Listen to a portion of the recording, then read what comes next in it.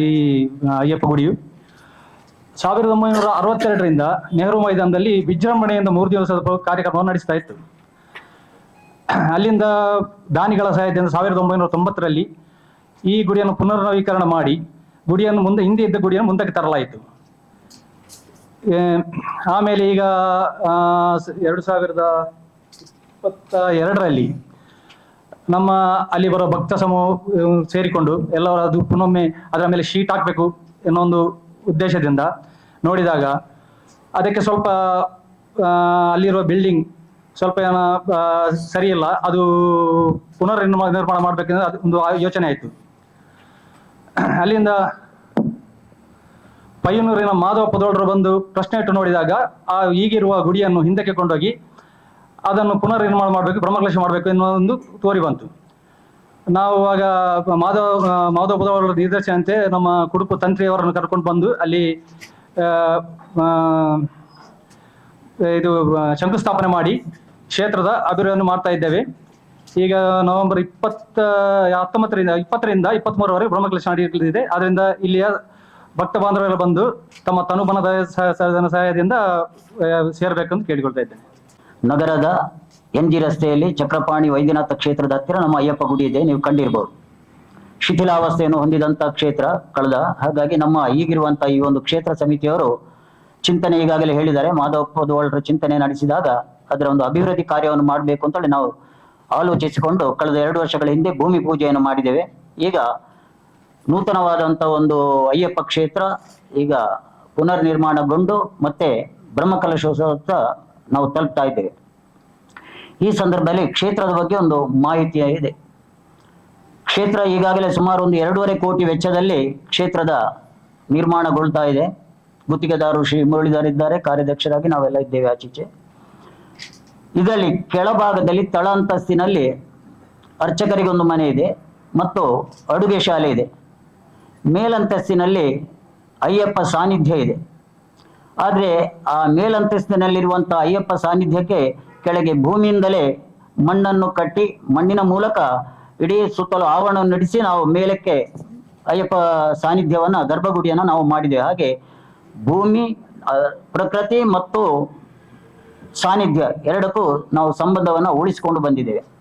ಹಾಗೆ ಪ್ರಶ್ನಾ ಚಿಂತನೆ ನಡೆದ ಪ್ರಕಾರ ಅಲ್ಲಿ ಮತ್ತು 3 ಸಾನ್ನಿಧ್ಯಗಳ ಅವಶ್ಯಕತೆ ಇದೆ ಅಂತ ಕಂಡು ಬಂದದ್ರಿಂದ ಅಯ್ಯಪ್ಪ ಸ್ವಾಮಿಯ ಸುತ್ತಲೂ 3 ದಿಕ್ಕುಗಳಲ್ಲಿ ಮಹಾಗಣಪತಿ, ಸುಬ್ರಹ್ಮಣ್ಯ ಮತ್ತು ದುರ್ಗಾದೇವಿಯ ಅಲ್ಲಿ ಮೂರ್ತಿ ಕೂಡ ನಾಡ್ದು ಪ್ರತಿಷ್ಠೆ ಆಗ್ಲಿಕ್ಕಿದೆ. ನೈವೇದ್ಯ ಶಾಲೆ ಕೂಡ ಇದೆ. ಈಗ ಇನ್ನೊಂದು ಇದರಲ್ಲಿ ಚಿಂತನೆ ನಡೆಸಿದಾಗ ಆಗಲೇ ಅಧ್ಯಕ್ಷರು ಹೇಳಿದ್ರು, ಮರದ ಮೂರ್ತಿ ಇತ್ತು, ಅಭಿಷೇಕ ಮಾಡುವಂತ ಸ್ಥಿತಿಯಲ್ಲಿ ಇರಲಿಲ್ಲ. ಹಾಗಾಗಿ ಚಿಂತನೆ ನಡೆಸಿದಾಗ ಪಂಚಲೋಹದ ಒಂದು ವಿಗ್ರಹ ಮೂರ್ತಿಯನ್ನು ನಾವು ಮಾಡಬೇಕು ಅಂತೇಳಿ ಚಿಂತನೆ ನಡೆಸಿ ಪಯ್ಯನೂರಿನಲ್ಲಿ ಈಗಾಗಲೇ ಅದು ಸಿದ್ಧಗೊಳ್ತಾ ಇದೆ. ಪ್ರಾಯಶಃ ನೀವು ನೋಡಿರ್ಬಹುದು, ಆಮಂತ್ರಣ ಪತ್ರಿಕೆಯಲ್ಲಿ ಇರುವಂತಹ ಒಂದು ಅಯ್ಯಪ್ಪನ ಪ್ರಭಾವಳಿ ಇರುವಂತಹ ಮೂರ್ತಿ ಅದು ನಿರ್ಮಾಣಗೊಳ್ತಾ ಇದೆ. ಅದು ಎರಕ ಹೊಯ್ದಂತ ಸಂದರ್ಭದಲ್ಲಿ, ಈಗ ಪರಿಪೂರ್ಣಗೊಳ್ಳುವಂತ ಸಂದರ್ಭದಲ್ಲಿ ಅದಿದೆ. ಅದು ಆ ಸಂದರ್ಭದಲ್ಲಿ ತೆಗೆದ ಫೋಟೋ. ಹಾಗಾಗಿ ಪಂಚಶಿಲೆ ಮೂಲಕ ಅಯ್ಯಪ್ಪ ಸಾನ್ನಿಧ್ಯ ಆಗ್ತಾ ಇದೆ. ಉಳಿದ 3 ಗುಡಿಗಳಲ್ಲಿ ಕೂಡ ಕಲ್ಲಿನ ಮೂರ್ತಿಗಳಿರ್ತದೆ. ಇನ್ನು ಮೇಲಂತಸ್ತಿನಲ್ಲಿರುವ ಈ ಸಾನ್ನಿಧ್ಯ ಸ್ಥಳದ ಅದರ ಮುಂಭಾಗದಲ್ಲಿ ಒಂದು ಹಾಲ್ ಅನ್ನು ಮಾಡಿದ್ದೇವೆ, ಸಭಾಂಗಣ. ಸುಮಾರು ಒಂದು 75-100 ಮಂದಿ ಕುಳಿತುಕೊಳ್ಳುವಂತ ಅವಕಾಶ ಇರುವಂತ ಒಂದು ಸಭಾಂಗಣ ಇದೆ. ಯಾವುದೇ ನಮ್ಮ ಸಭೆ ಅಥವಾ ಚಿಕ್ಕದಾದ ಸಮಾರಂಭ ಅಥವಾ ನಮ್ಮ ಪೂಜಾ ಕಾರ್ಯಕ್ರಮಗಳಿಗೆ ಅನುಕೂಲವಾಗುವಂತೆ ಆ ಸಭಾಂಗಣವನ್ನು ನಿರ್ಮಿಸಿದ್ದೇವೆ. ಅತ್ಯಂತ ಮೇಲಂತಸ್ತಿನಲ್ಲಿ ಮೇಲ್ಛಾವಣಿಯಲ್ಲಿ ಮತ್ತೆ ಒಂದು ಹಾಲ್ನಾಗಿದೆ. ಇಲ್ಲಿ ಅಯ್ಯಪ್ಪ ಮಾಲಾಧಾರಿಗಳು ಉಳ್ಕೊಳ್ಳುವ ವ್ಯವಸ್ಥೆ, ಆ ರೀತಿಯ ಒಂದು ಯಾತ್ರಿಕರಿಗೆ ಉಳ್ಕೊಳ್ಳುವ ವ್ಯವಸ್ಥೆಯನ್ನು ನಾವು ಅಲ್ಲಿ ಮೇಲ್ಭಾಗದಲ್ಲಿ ಮಾಡಿದ್ದೇವೆ. ಈಗ ಈ ಎಲ್ಲ ಒಂದು ಅಂಶಗಳನ್ನು ಹೊಂದಿಕೊಂಡು ಸುಮಾರು 2.5 ಕೋಟಿ ವೆಚ್ಚದಲ್ಲಿ ನಮ್ಮ ಒಂದು ಅಯ್ಯಪ್ಪ ಕ್ಷೇತ್ರದ ನಿರ್ಮಾಣ ಪೂರ್ಣಗೊಳ್ತಾ ಇದೆ.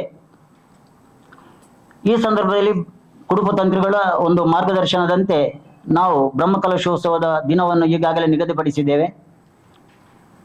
ಇದರ ಗೌರವಾಧ್ಯಕ್ಷರಾಗಿ ನಮ್ಮ MLA ಶಾಸಕರಾದಂಥ ಆತ್ಮೀಯ ಶಾಸಕರಾದಂಥ ಶ್ರೀ ಡಿ ವೇದವಾಸ್ ಕಾಮತರಿದ್ದಾರೆ. ಅವರು ನಮಗೆ ವಿಶೇಷವಾದಂಥ ಪೂರ್ಣ ರೀತಿಯ ಒಂದು ಮಾರ್ಗದರ್ಶನ, ಸಹಕಾರ ಅದನ್ನು ನಾವು ಯಾವಾಗಲೂ ನೆನಪಿಸುವಂಥದ್ದು.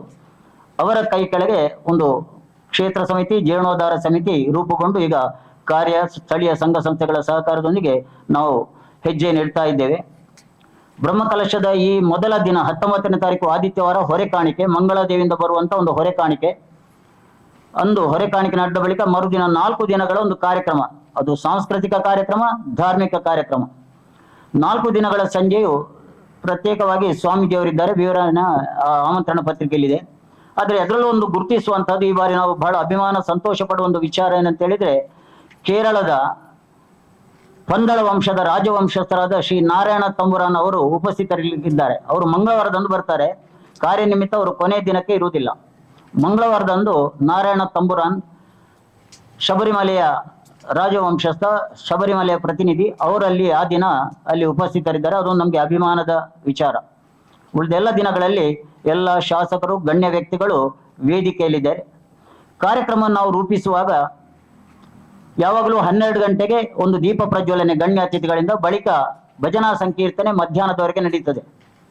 ಪುನಃ ಸಂಜೆ ಮತ್ತೆ ಗಣ್ಯ ವ್ಯಕ್ತಿಗಳಿಂದ ದೀಪ ಪ್ರಜ್ವಲನೆ, ಬಳಿಕ ವೇದಿಕೆಯ ಕಾರ್ಯಕ್ರಮ ನಡೀತದೆ ಗಣ್ಯ ವ್ಯಕ್ತಿಗಳಿಂದ. ಅದಾದ ಬಳಿಕ ದೊಡ್ಡದಾದಂತಹ ಸಾಂಸ್ಕೃತಿಕ ಕಾರ್ಯಕ್ರಮಗಳು, ಅದು ಸಂಗೀತ ರಂಜನೆ ಅಥವಾ ಯಕ್ಷಗಾನ ಅಥವಾ ನೃತ್ಯ ರೂಪಕ, ಈ ರೀತಿಯಲ್ಲಿ ನಾವು ಅದನ್ನು ಹಮ್ಮಿಕೊಂಡಿದ್ದೇವೆ.